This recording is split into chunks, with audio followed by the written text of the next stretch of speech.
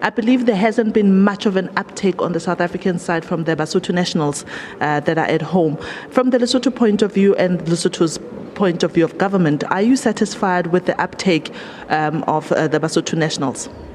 We know that we are only a year in it, starting maybe September, or hardly a year, about 9 months. Yes, the pace may have been a bit slow. Why? Maybe because even our information drive has not been well capacitated. We are seeing into what has to be done now that we think we have passed the teething stages of engaging the dispensation. Yes. In my recent visit to Lesotho, I realized that there was a very high volume of Basotho nationals who were taking IDs and passports in preparation for this dispensation. However, many of them happen to have lost their jobs in the process because they had been sitting for such a long time on the queues and they could not go back to work. How are you capacitating it for it to work and people to be able to process this thing very quickly and be able to get back to work? In fact, when the process started, it was nearly overwhelming. One never even anticipated that there were so many people in South Africa who did not have proper documents, who were not documented. Now, when this dispensation came, almost everyone was coming forward. But now in the process, they were coming forward to where we have facilities which were dealing with the normal situations. When we were having now an abnormal situation, we could see that in December, we could see that around Easter, that in fact there were so many people.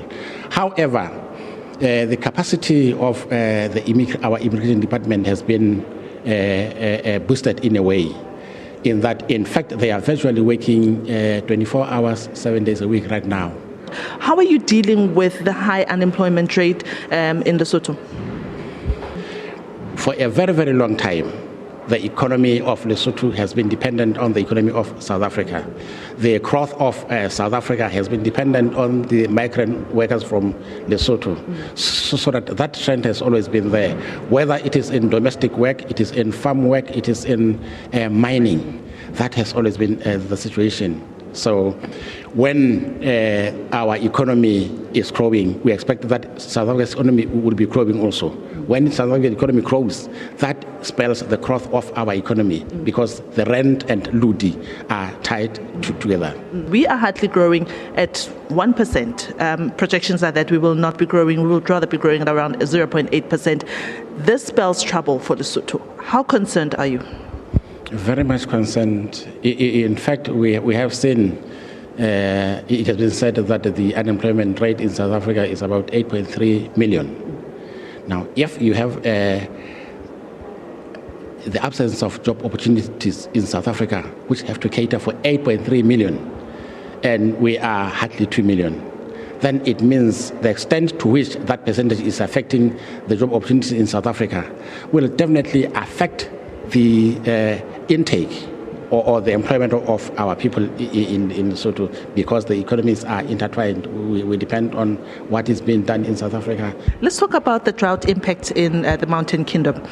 It has obviously dire impact on the already pressured economy. How are you dealing with that? How are the Basotho coping with the effects of high food prices in the Mountain Kingdom?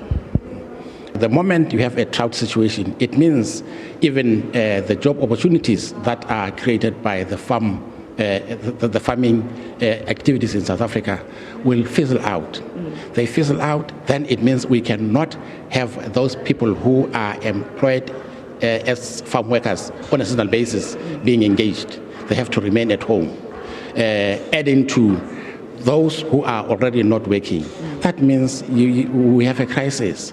But the government has taken a very, very conscious and initiative move to appeal to friends and supporters and donors, international donors, to assist. We have been assisted by our brothers in Botswana. They have contributed something.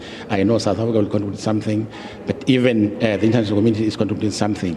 So that right now, we have implemented, or we are about to put in place, a mechanism whereby prices of foodstuffs, given foodstuffs, will be subsidized by government. That is the Minister of Labour and in Lesotho. He was giving us his views on what is happening in Lesotho. Of course, as we already know, that this tiny landlocked country is highly dependent on South Africa as its neighbour. We have a lot of people, a lot of Basotho who go into South Africa for work purposes.